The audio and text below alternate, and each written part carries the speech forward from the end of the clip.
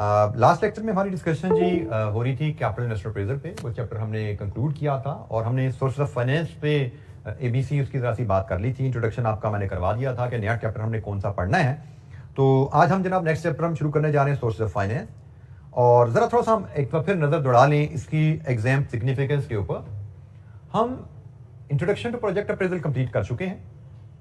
Model paper में 40 marks section B में आए, एक full fledge question.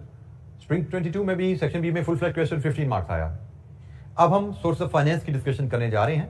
Source of finance historically भी देखा जाए तो बहुत हैवी ड्यूटी टॉपिक नहीं है, एक डिस्कर्सिव थ्योरी बेस्ड टॉपिक है जिसमें हमें नजर आ रहा है वेरिएशन वेटेज की, कि इसको मॉडल पेपर में तो 9 मार्क्स का वेट दिया गया, एमसीक्यू प्लस एक शॉर्ट क्वेश्चन भी दिया गया सेक्शन बी में लिखने को, लेकिन स्प्रिंग में इस पे वेट रिड्यूस किया गया और सिर्फ 3 मार्क्स हमें दिए गए एमसीक्यू में। तो we can expect source of finance में वेरिएशन हमें नजर आएगी, कभी मार्क्स कम कभी मार्क्स ज्यादा, लेकिन ये एरिया जैसे हमने पढ़ा इसमें वेरिएशन नहीं नजर आने वाली। कैपिटल इन्वेस्टर अप्रेजल 100% एक फुल फ्लेज क्वेश्चन हमें हर अटेम्प्ट में मिलना ही मिलना है।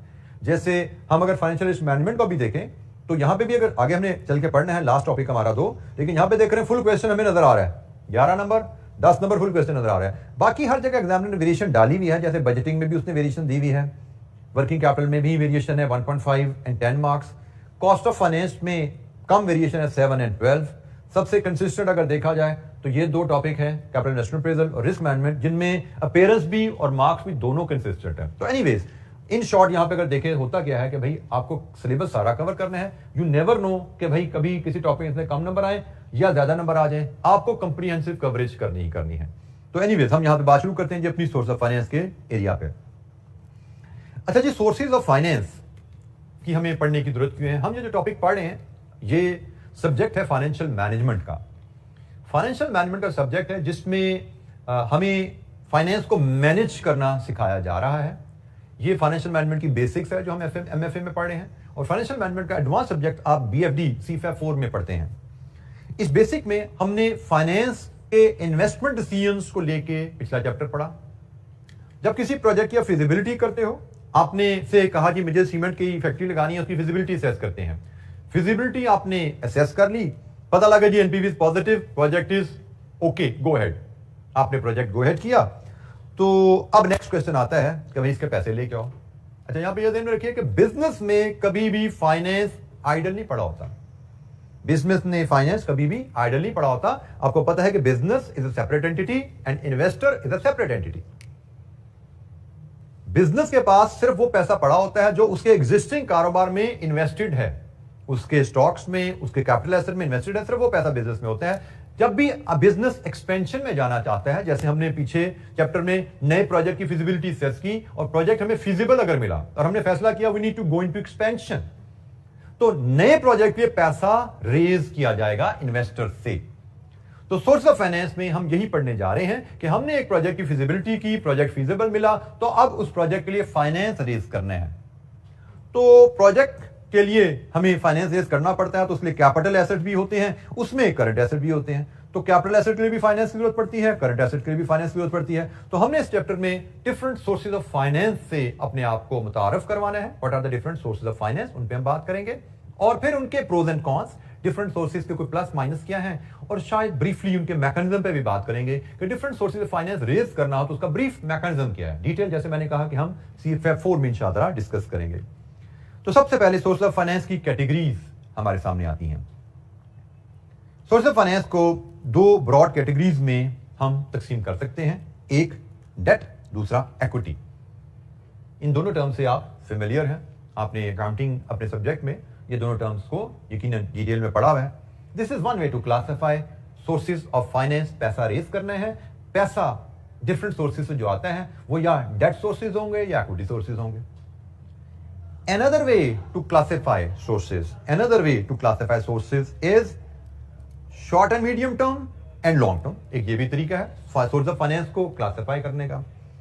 Short and medium term, short term generally हम कहते हैं यू शुड बी फेमिलियर कि अगर आपकी मैच्योरिटी अप टू 1 ईयर है तो हम इसको शॉर्ट टर्म फाइनेंस कहते हैं, और मीडियम टर्म के लिए जनरली हम कहते हैं अप टू 3 इयर्स कह लीजिए। अक्सर बुक्स में 5 इयर्स भी देखने को मिलती है। तो ये इस पे थोड़ी सी सब्जेक्टिविटी है। 3 to 5 ईयर्स अगर मैच्योरिटी है लोन की तो हम इसको मीडियम टर्म फाइनेंस कहते हैं, और लॉन्ग टर्म फाइनेंस आप कह लीजिए ओवर 3 या कुछ ऑथर के नजर में ओवर 5 ईयर्स जिनकी मैच्योरिटी है उनको लॉन्ग टर्म फाइनेंस कहा जाता है। तो जनाब हम इस अंदाज में भी क्लासिफाई कर सकते हैं। शॉर्ट एंड मीडियम टर्म में हमारे पास bank overdraft, bank loan, trade credit और लीजिंग की ऑप्शन अवेलेबल हैं, और लॉन्ग टर्म फाइनेंस की बात करें तो हमारे पास इक्विटी और डेट की ऑप्शन अवेलेबल है। डिफरेंट सोर्स ऑफ फाइनेंस हमारे पास अवेलेबल होते हैं, हम इन पे डिस्कशन कर रहे होंगे। ऑल्दो इस चैप्टर में ज्यादा फोकस हमारा long term source of finance पे रहेगा, लेकिन हम short and medium term source of finance को भी ब्रीफली जरूर टच करेंगे। हमारे सिलेबस में जो वेट है थोड़ा सा इस तरह डिवाइडेड है। अच्छा जी, अब हम चलते हैं जी नेक्स्ट स्टेप की तरफ। हमने कंपनी के लिए फिजिबिलिटी की या अदरवाइज वी डिसाइडेड हमारी कंपनी को पैसे की जरूरत है।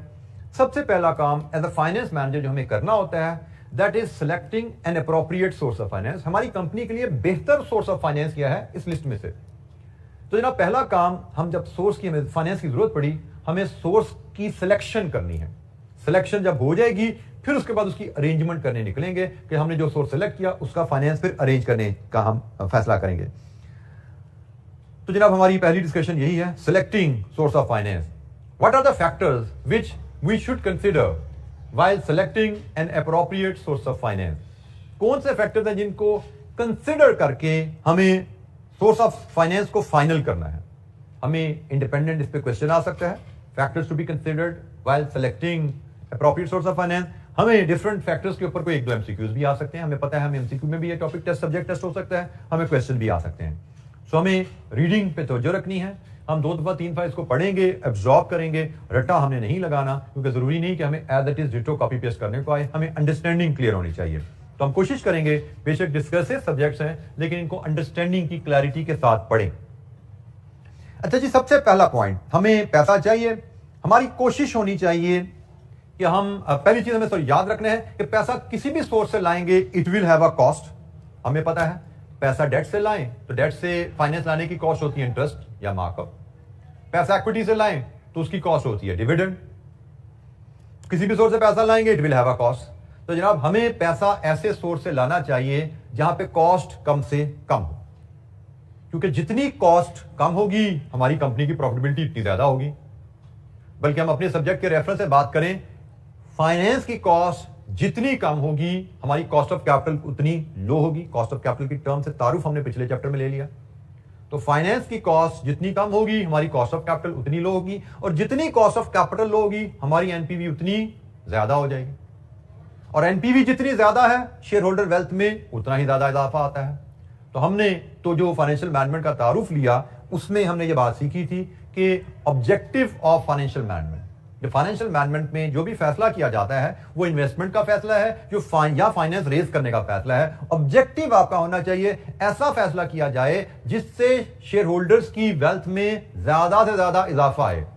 इसीलिए हमने पिछले चैप्टर में जब 2 प्रोजेक्ट कंपेयर किए थे ए और बी, हमने कहा था वो प्रोजेक्ट सेलेक्ट करो, दोनों में से वो प्रोजेक्ट बेहतर रहेगा जिसकी एनपीवी ज्यादा है, क्योंकि ज्यादा एनपीवी का मतलब एनपीवी में ज्यादा इजाफा।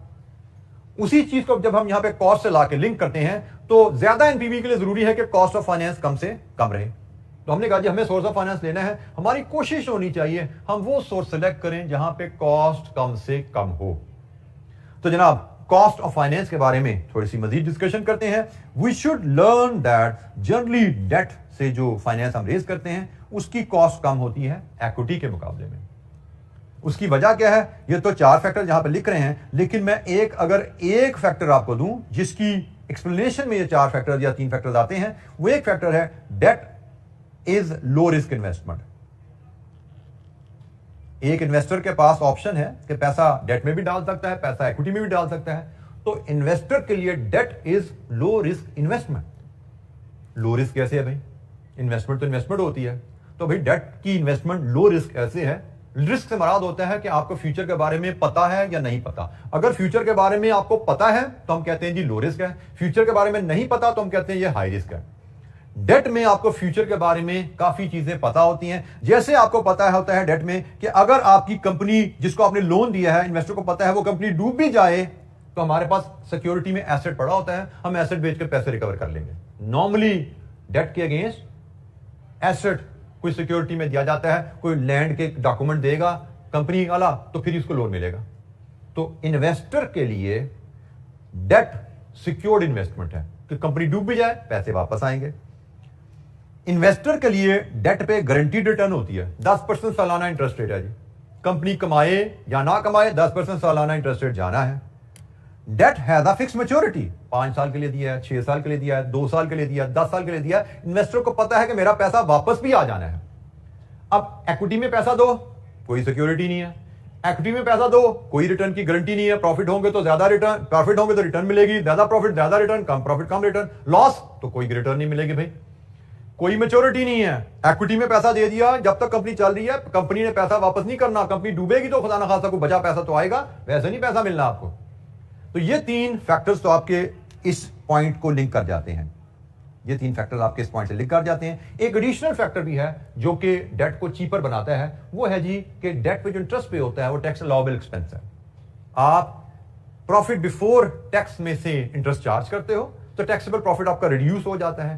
टैक्सेबल प्रॉफिट रिड्यूस होने से आपकी टैक्स लायबिलिटी कम हो जाती है। वेयर एज इक्विटी इन्वेस्टर को जब रिटर्न दे तो डिविडेंड वो टैक्सेशन पे करने के बाद पे किया जाता है। सो डिविडेंड पे करने से आपको टैक्स सेविंग पे कोई इंपैक्ट नहीं आता। तो ये जनाब कहानी होगी कॉस्ट की। दूसरा पॉइंट जो हमें पैसा किस सोर्स से लेना है हमें ख्याल में रखना होता है ड्यूरेशन। ड्यूरेशन से मुराद होती है आपको पैसा चाहिए कितनी ड्यूरेशन के लिए। आपको जिस ड्यूरेशन के लिए पैसा चाहिए उसी मैच्योरिटी के हिसाब से आप फाइनेंस अरेंज करते हो। यह जानना इसलिए जरूरी है कि generally long term finance expensive होता है। अब आपको पैसा चाहिए 2 साल के लिए और आप 5 साल की मैच्योरिटी का लोन ले लो तो यह तो कोई अच्छा डिसीजन नहीं है, क्योंकि 2 साल के लिए पैसा चाहिए तो 2 साल की मैच्योरिटी का लोन लो, उसकी कॉस्ट कम होगी।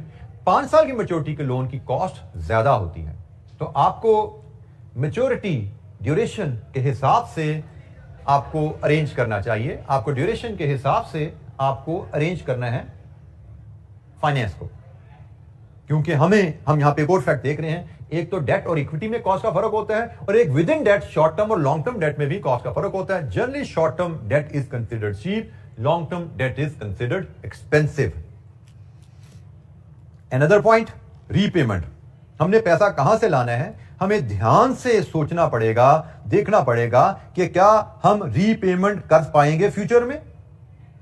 अगर हमें लगे कि जब फ्यूचर में रीपेमेंट ड्यू होगी हमारे पास उस वक्त सरप्लस कैश अवेलेबल नहीं होगा, क्योंकि हम पैसा जिस कारोबार में डाल रहे हैं वो कारोबार में से पैसा 10 साल बाद कमाई शुरू होगी, 10 साल हम कमा नहीं पाएंगे और लोन हमें लेंडर दे रहा है 5 साल मैच्योरिटी का।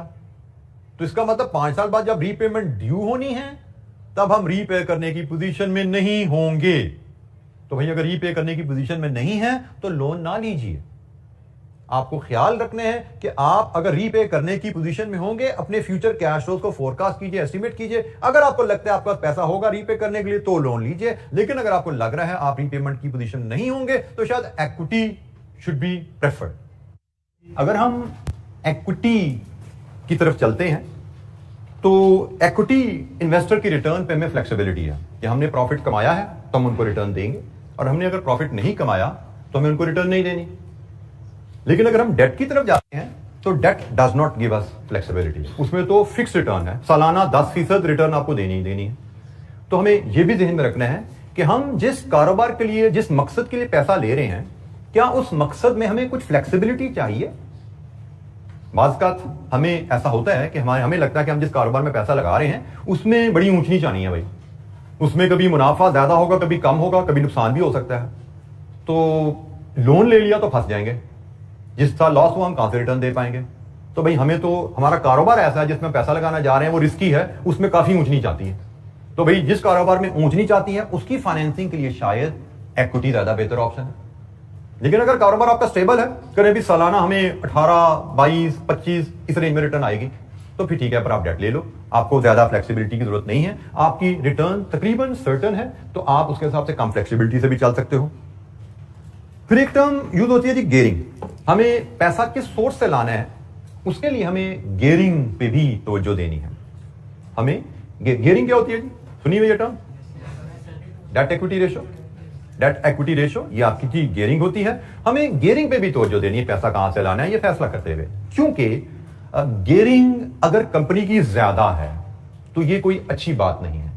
गेयरिंग ज्यादा होने से मुराद अगर आपका डेट का प्रोपोर्शन इक्विटी के मुकाबले में ज्यादा है, लेकिन ये ज्यादा और कम ये भी सब्जेक्टिव सी बात होती है। ज्यादा से क्या मुराद है, कम से क्या मुराद है। तो इसमें जनरली हम समझते हैं कि हम अपनी जिस इंडस्ट्री में हैं, फॉर एग्जांपल हम टेक्सटाइल इंडस्ट्री में हैं, हमारे लिए ज्यादा कम क्या है कि हम अपने 2 3 4 कंपेटिटर की गेयरिंग देख लेते हैं और उनकी एवरेज रेशो निकाल लेते हैं कि उनकी एवरेज गेयरिंग क्या है। तो जो हमारे कंपेटिटर्स की एवरेज गेयरिंग रेशो है, हम उसको अपने लिए कम या ज्यादा का मेयार समझ लेते हैं कि हमारी गेयरिंग अगर तो उससे कम है, इसका मतलब we can afford to have more debt. लेकिन अगर हमारी गेयरिंग हमारे कंपेटिटर्स की गेयरिंग के बराबर है या ऑलरेडी उससे ज्यादा है, इसका मतलब हम मजीद डेट नहीं ले सकते, बेशक डेट हमें जितना मर्जी सस्ता लगे। हमने सिर्फ कॉस्ट नहीं देखनी, हमने सारे फैक्टर्स कंसिडर करने हैं। डेट हमें सस्ता जरूर लगता है, लेकिन ऑलरेडी हम पहले ही ज्यादा डेट ले चुके हैं और हमारे लिए रीपेमेंट को अरेंज करना भी पॉसिबल नहीं है। हमें लग रहा है मजीद डेट लिया तो मजीद रीपेमेंट का बर्डन हम पे आएगा, जो कि हम बियर नहीं कर सकते। तो हमें ख्याल रखना है कि फिर हमें मजीद डेट नहीं लेना, नहीं तो फंसेंगे, क्योंकि हमने कमिटमेंट वो करनी है जो हम ऑनर कर सकें, जो हमारे बिजनेस के कैश फ्लो से हम मीट कर सकें। तो गेयरिंग को भी देखा जाता है। And finally accessibility. एक्सेसिबिलिटी को भी जानना जरूरी है। एक्सेसिबिलिटी से मुराद है कि हमारी कंपनी की एक्सेस में कौन कौन से सोर्सेज ऑफ फाइनेंस हैं। आपको एक जनरल असूल याद रखना है कि स्मॉलर बिजनेसेस के लिए it is generally harder to raise long term finance. ठीक है जी, स्मॉलर बिजनेसेस के लिए it is generally harder to raise long term finance, specially long term debt. Long term finance मुश्किल है और स्पेशली उसमें भी अगर हम डेट की बात करें वो ज्यादा मुश्किल हो जाता है। इसकी वजह क्या बनती है? शॉर्ट टर्म छोटे बिजनेसेस को लोग लॉन्ग टर्म डेट देते क्यों घबराते हैं? जब एक लेंडर बैंक एक छोटे बिजनेस को 10 साल का लोन दे रहा है, इसका मतलब क्या है कि लेंडर उस बिजनेस के 10 साल की कंटिन्यूटी पे डिपेंड कर रहा है। छोटा बिजनेस 10 साल चलेगा तो ही वापस कर पाएगा ना पैसा। तो छोटे बिजनेसेस बड़े वल्नरेबल होते हैं कि थोड़ी बहुत ऊंच नीच तो बर्दाश्त कर जाते हैं, लेकिन इकोनॉमी में ज्यादा ऊंच नीच आए तो वो बंद हो जाते हैं। उनकी सपोर्ट में लोग कम आते हैं। आप लोगों ने रिसेंटली देखा पिछले 2-3 साल में जो कोविड का एरा गुजरा, कितने ही बिजनेसेस बंद हुए कि एक इकोनॉमिक झटका आया और जो छोटे बिजनेसेस थे उनको सपोर्ट करने के लिए लोग आगे नहीं आए, वो बंद हो गए। सैकड़ों हजारों की तादाद में हमारे इर्द गिर्द भी बिजनेसेस बंद हुए। लेकिन बड़े बिजनेसेस को जनरली सपोर्ट करने के लिए लोग आ जाते हैं, क्योंकि बड़े बिजनेसेस में एक तो जो इन्वेस्टर्स होते हैं, जो इक्विटी इन्वेस्टर्स हैं, उनके भी स्टेक्स अपने ज्यादा होते हैं, उनके भी वो भी डीप पॉकेटेड होते हैं। लेकिन इसके अलावा लेंडर्स ने भी बहुत ज्यादा पैसा डाला होता है। फॉर एग्जांपल एक कोई परचून की दुकान है, उसमें तो किसी लोन ने पैसा, किसी लेंडर ने पैसा ही नहीं डाला, उसमें सिर्फ शेयर होल्डर का पैसा है। इसका मतलब वो तकलीफ में, कंपनी बिजनेस तकलीफ में जाएगा तो शेयर होल्डर ने खुद ही बचाने की कोशिश करनी है और कोई बचाने नहीं आएगा। लेकिन अगर एक बड़ा ग्रुप, खुदा ना खास्ता, for example I just name a company, Nishat एक बहुत बड़ा ग्रुप है, मियां मंशा का ग्रुप है जी। अब निशात में सिर्फ मियां मंशा का पैसा नहीं है, उसके अलावा 10-20 बैंकर्स और शेयर होल्डर्स का पैसा भी है, अरबों रुपए बैंकों के डले में। अब निशात ग्रुप को थोड़ी दिक्कत आएगी तो सारे बैंक आगे आ जाए, जी क्या मसला है जी, क्या हो गया, आपको छींक आ गई, और पैसे चाहिए हमसे ले लें।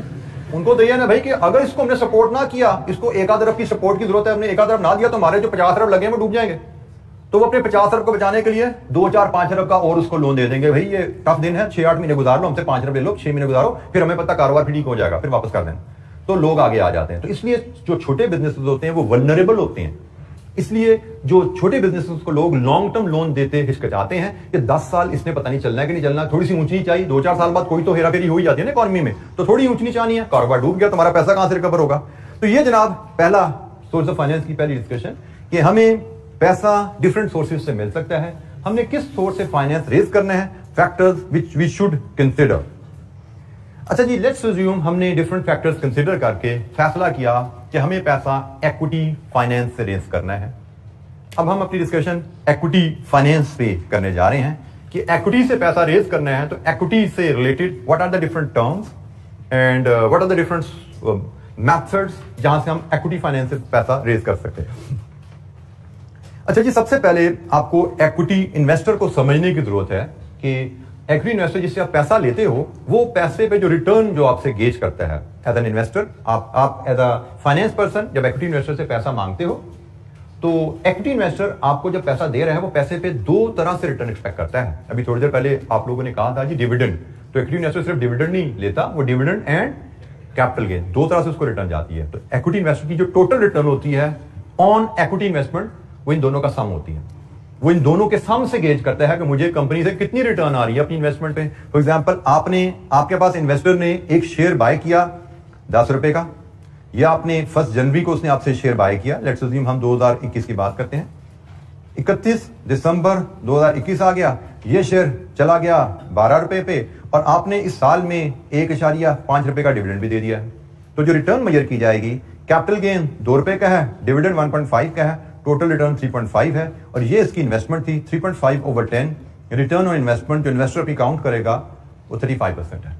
तो इन्वेस्टर अपनी रिटर्न इस तरह काउंट करता है कि मुझे कैपिटल गेन कितना मिलेगा कंपनी से, डिविडेंड कितना आएगा, टोटल रिटर्न मुझे अपनी इन्वेस्टमेंट जो 10 रुपए की है उस पर एक साल में रिटर्न क्या आ रही है।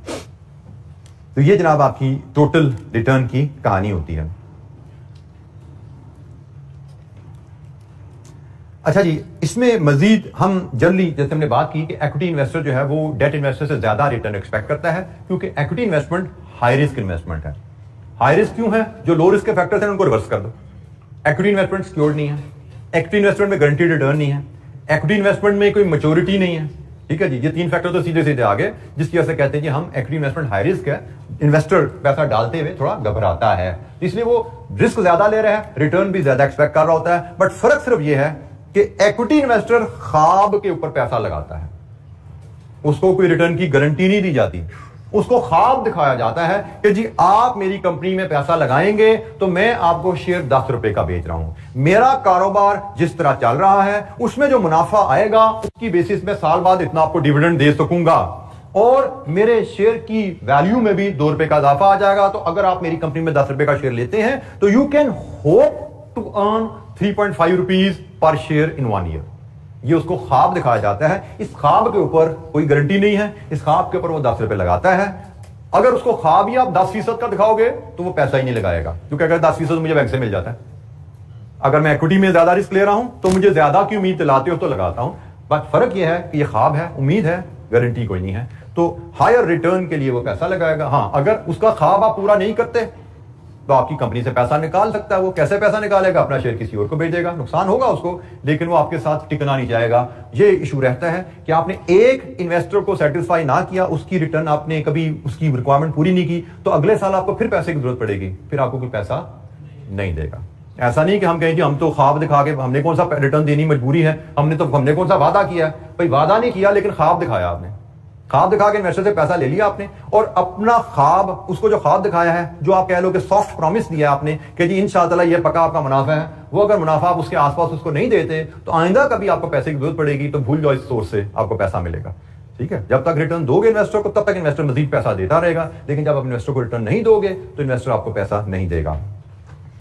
अच्छा जी, इक्विटी की जब हम बात करते हैं तो शेयर्स की बात करते हैं तो फाइनेंशियल मैनेजमेंट में 2 तरह के शेयर्स आते हैं, एक ऑर्डिनरी शेयर्स हैं, एक प्रेफरेंस शेयर्स हैं। दोनों से आपका तारुफ है मेरे ख्याल में, तो ये क्विकली हम इनको ओवरव्यू कर लेते हैं। हमें इस लिहाज से भी सवाल पूछा जा सकता है कि डिफरेंशिएट करो ऑर्डिनरी शेयर्स और प्रेफरेंस शेयर्स को फीचर्स के लिहाज से। तो ये कुछ फीचर्स हैं जिनके लिहाज से हम इनको डिफरेंशिएट कर सकते हैं। पहला फीचर डिविडेंड रेट का है। ऑर्डिनरी शेयर का डिविडेंड फिक्स नहीं है, वेरिएबल है, जनरली हाई होगा प्रेफरेंस शेयर के मुकाबले में, क्योंकि प्रेफरेंस शेयर का डिविडेंड रेट फिक्स होता है। डिविडेंड डिस्ट्रीब्यूशन, ऑर्डिनरी शेयर को डिविडेंड सिर्फ उस सूरत में मिलता है जब प्रेफरेंस शेयर को डिविडेंड देने के बाद पैसे बचे, और प्रेफरेंस शेयर्स को प्रेफरेंस है ऑर्डिनरी शेयर्स के ऊपर। ऑर्डिनरी शेयर होल्डर से प्रेफरेंस पे इनको डिविडेंड मिलता है, बाकी सब कॉस्ट पे हो जाती हैं। जब आखिर में 2 लोग बच जाते हैं, एक प्रेफरेंस शेयर होल्डर एक ऑर्डिनरी शेयर होल्डर, तो पहले प्रेफरेंस शेयर होल्डर को पैसे दिए जाते हैं, फिर बचेगा तो ऑर्डिनरी शेयर होल्डर। लिक्विडेशन, अगर कंपनी डूबती है और कंपनी को लिक्विडेशन में जाना पड़ता है, कारोबार उसका डूब गया, एसेट बेच के पैसे क्रेडिटर्स को पे किए गए, फिर शेयर होल्डर को पे किए जाते हैं, तो ordinary shareholder last to be repaid है और preference shareholder repaid before the ordinary shareholder. इनका राइट पहले है, इसका मतलब प्रेफरेंस शेयर होल्डर इसके मुकाबले में लो रिस्क है थोड़े से, ये आखिरी है, ये सेकंड लास्ट है। Voting rights, generally ordinary share holder के पास वोटिंग राइट होते हैं और इनके पास वोटिंग राइट्स नहीं होते, प्रेफरेंस शेयर होल्डर के पास वोटिंग राइट नहीं होते। अच्छा, यहां पे मैं एक चीज और क्लियर कर दूं, हम फाइनेंशियल मैनेजमेंट पढ़ रहे हैं, ऑल्दो इक्विटी की डिस्कशन में ही हम प्रेफरेंस शेयर्स को ले आए हैं, लेकिन फाइनेंशियल मैनेजमेंट में प्रेफरेंस शेयर्स को हम एज डेट क्लासिफाई करते हैं। आप शायद फाइनेंशियल अकाउंटिंग में इसको इक्विटी कैपिटल में ले जाते हो, लेकिन फाइनेंशियल मैनेजमेंट में हम इसको डेट क्लासिफाई करते हैं। अगर हमसे जब हम गियरिंग रेशियो बनाएं, अगर अकाउंटिंग में गियरिंग रेशियो बनाओगे वो वहां पे ये इक्विटी में शायद आपका जाता होगा, लेकिन फाइनेंशियल मैनेजमेंट में गियरिंग रेशियो बनाओगे तो प्रेफरेंस शेयर्स कैपिटल जो है आपका ये डेट में क्लासिफाई होता है। ये याद रखना, it is classified as debt in FM, जो सब्जेक्ट हम पढ़ रहे हैं इसमें एज डेट क्लासिफाई होता है। लेकिन यहाँ पे ये डिस्कशन में हमारे पास इसलिए आ गया कि ये भी चूंकि शेयर्स कहलाते हैं, ये भी शेयर्स कहलाते हैं, तो इस स्टेज पे हम इनको डिफरेंशिएट कर लेते हैं कि ऑर्डिनरी शेयर्स इक्विटी में आ रहे हैं, प्रेफरेंस शेयर्स डेट में जाएंगे, ये इक्विटी कैपिटल नहीं है। जी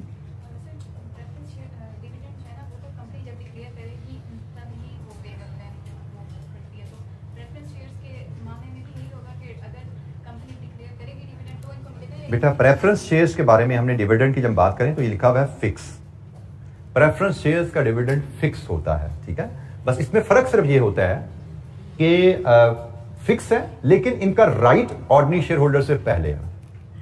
ऑर्डिनरी शेयर होल्डर के लिए कुछ बचेगा तो फिर जो डायरेक्टर्स जब BOD वो डिक्लेयर करते हैं और पे ऑफ होते हैं, AGM में अप्रूव होकर पे होता है, यहां पे ऐसा नहीं है।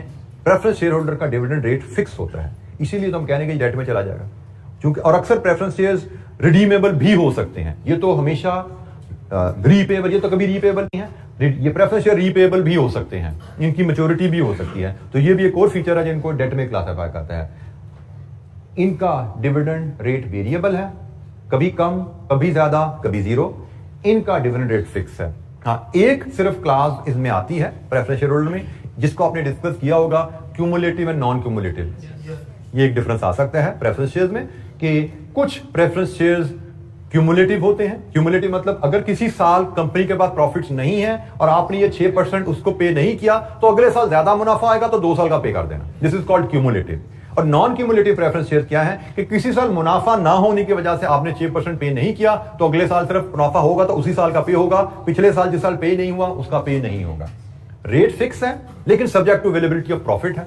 नॉन क्यूमुलेटिव भी हो सकते हैं, क्यूमुलेटिव भी हो सकते हैं। ये प्रेफरेंस शेयर की कहानी है। ऑर्डिनरी शेयर होल्डर्स में रेट फिक्स नहीं है, कम मुनाफा तो लो रेट, ज्यादा मुनाफा तो हाई रेट। जी जनाब, एनी क्वेश्चन?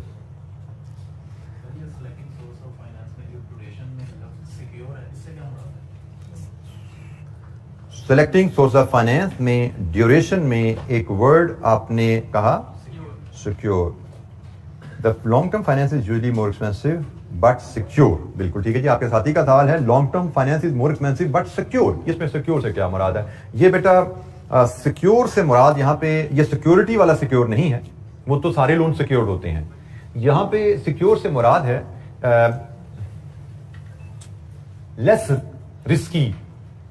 यहाँ पे सिक्योर से मुराद दिया जाता है less risky as far as repayment is concern.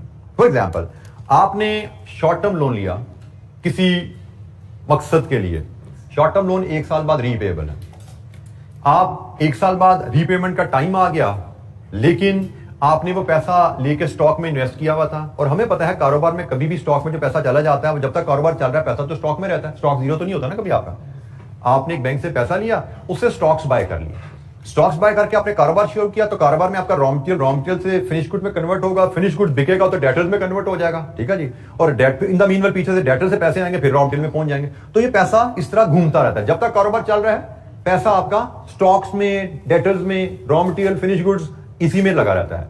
आपकी ड्यू डेट आ गई साल बाद, बैंक ने कहा जी पैसा वापस कर दो, तब चलते कारोबार में से पैसा वापस करना मुश्किल होता है।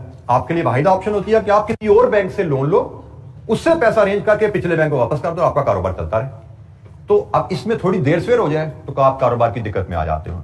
लेकिन अगर आपने 1 साल लॉन्ग टर्म लोन लेकर स्टॉक में डाल दिया है और लोन 5 साल का है, तो 5 साल आपको ये टेंशन फिर नहीं रहेगी। हम वर्किंग कैपिटल का एरिया हमने पढ़ना है, वहां पे जाके हम इस पे डिटेल में बात करेंगे कि वर्किंग कैपिटल की फाइनेंसिंग की मैंने बात की है।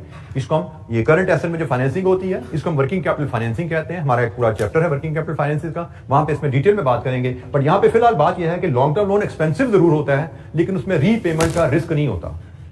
बार बार हर साल रिन्यूअल का रिस्क नहीं होता कि बैंक ने लोन रिन्यू ना किया, उसने पैसे वापस मांग लिए, तो ये टेंशन तलवार नहीं आपके सर पे लटकती। शॉर्ट टर्म लोन चीप जरूर है लेकिन उसके साथ एक रिस्क आता है, हर साल रीपेमेंट का रिस्क है, हर साल उसकी एक्सपायरी आ जानी है और एक्सपायरी पे बैंक ने पैसे वापस मांगे तो आप फंस जाओगे। आप पैसे नहीं दे पाओगे। तो ये जनाब इसका वर्ड का सिक्योर का मीनिंग है जी। कोई और सवाल? अच्छा जी, हम अब ऑर्डिनरी शेयर होल्डर्स के रेफरेंस से हमारे पास एक टर्म है फ्लोटेशन, हम इसको डिस्कस करेंगे कि जब इक्विटी फाइनेंस आप रेज करने जाएं, ऑर्डिनरी शेयर होल्डर से पैसा रेज करने जाएं, तो उसके कॉन्टेक्स्ट में एक टर्म यूज की जाती है flotation of shares. Ordinary share holder को शेयर इशू करना, उसके लिए एक नॉर्मली टर्म यूज की जाती है फ्लोटेशन ऑफ शेयर्स।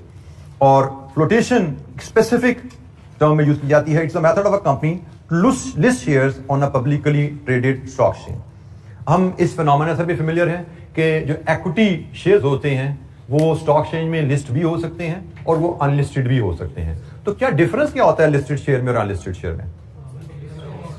एक बच्चा बता दे थोड़ा करके, तो बताना चाहिए what is listed share, what are unlisted share.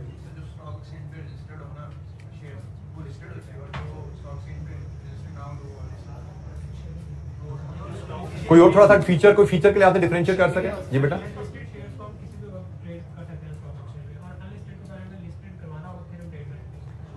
Listed share बिल्कुल ठीक है, स्टॉक एक्सचेंज में वो लिस्टेड है फॉर ट्रेडिंग पर्पसेस। जो शेयर होल्डर है जब भी चाहे स्टॉक मार्केट में जाके अपने शेयर बेच सकता है, खरीद सकता है। अनलिस्टेड कंपनीज में अगर आपने शेयर बाय किए हैं तो अनलिस्टेड कंपनी के शेयर्स के लिए कोई मार्केट नहीं होती जहां पे बेचे जा सके। तो शेयर होल्डर के पॉइंट ऑफ व्यू से अगर हम बात करें तो लिस्टेड कंपनी के शेयर्स मार्केटेबल होते हैं, वो जब भी चाहे मार्केट में जाए बेचे, पैसे ले ले। लेकिन शेयर होल्डर के पॉइंट ऑफ व्यू से अगर बात करें, इन्वेस्टर के पॉइंट ऑफ व्यू से बात करें, अनलिस्टेड कंपनी में शेयर खरीदना जरा मुश्किल काम है, क्योंकि उसको पता है मैंने शेयर खरीद लिया है तो कल को बेचूंगा कहां पे, कल को मुझे पैसे की जरूरत पड़ी तो बेचूंगा कहां पे। तो अनलिस्टेड कंपनीज में लोग मुश्किल से पैसा इन्वेस्ट करेंगे इक्विटी में, लिस्टेड कंपनी में लोग रिलेटिवली कंफर्टेबली पैसा इन्वेस्ट कर देते हैं। मेजर डिफरेंस मार्केटेबिलिटी का रहता है। मेजर डिफरेंस मार्केटेबिलिटी का है। There are other differences as well, जिसकी वजह से इन्वेस्टर लिस्टेड कंपनीज पे ज्यादा ट्रस्ट करता है, अनलिस्टेड पे कम ट्रस्ट करता है। वो भी बातें भी हमारे सामने आ जाएंगी, लेकिन marketability is the big difference. तो इसलिए अक्सर कंपनीज की प्रेफरेंस होती है, जो भी जरा साइजेबल बड़ी कंपनीज होती हैं, कि वो थ्रू फ्लोटेशन अपने शेयर्स को स्टॉक एक्सचेंज में लिस्ट करवा लें। ठीक है जी। तो स्टॉक एक्सचेंज में शेयर्स को लिस्ट करवाना, इस प्रोसेस को हम फ्लोटेशन का प्रोसेस कहते हैं। शेयर्स फ्लोट कर दिए जी कंपनी ने। शेयर्स फ्लोट करने से मुराद क्या है कि कंपनी ने स्टॉक एक्सचेंज में लिस्टिंग के लिए प्रोसेस को फॉलो कर लिया है, उसको परस्यू कर रही है और स्टॉक एक्सचेंज में कंपनी के शेयर लिस्टेड होने जा रहे हैं। अच्छा, जिस लिस्टिंग के लिए, फ्लोटेशन के लिए देयर आर 3 मेथड्स अवेलेबल। एक है जी इनिशियल पब्लिक ऑफर, दूसरा है प्राइवेट प्लेसिंग और तीसरा है इंट्रोडक्शन। एक कंपनी ने फैसला किया कि मुझे अपने शेयर स्टॉक एक्सचेंज में लिस्ट करवाने हैं, फ्लोटेशन का फैसला हो गया। फ्लोटेशन के लिए 3 ऑप्शंस अवेलेबल हैं। इनिशियल पब्लिक ऑफर, जिसको हम आईपीओ भी कहते हैं, प्राइवेट प्लेसिंग एंड इंट्रोडक्शन। सबसे पहली हम बात टर्म आईपीओ को डिस्कस करते हैं। इनिशियल पब्लिक ऑफर या आईपीओ के थ्रू लिस्टिंग कैसे की जाती है?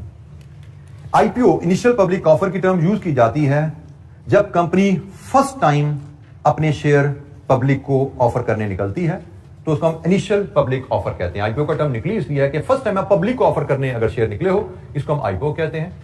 पब्लिक को शेयर ऑफर करना सिर्फ लिस्टेड कंपनी के पास राइट होता है, ये ध्यान में रखिएगा। लिस्टेड कंपनी ही सिर्फ पब्लिक को शेयर ऑफर कर सकती है फॉर सेल। पब्लिक को शेयर ऑफर करने के लिए आप फिक्स प्राइस ऑफर भी लेते हो और ऑफर बाय टेंडर भी कर सकते हैं। ये काम चलता कैसे है? इसमें एक यहां पे जो चीज मुझे थोड़ी सी मिसिंग नजर आ रही है, ये नॉलेज यहां पे मुझे लग रहा है कि थोड़ा सा एक मिस हो गया है यहां पे।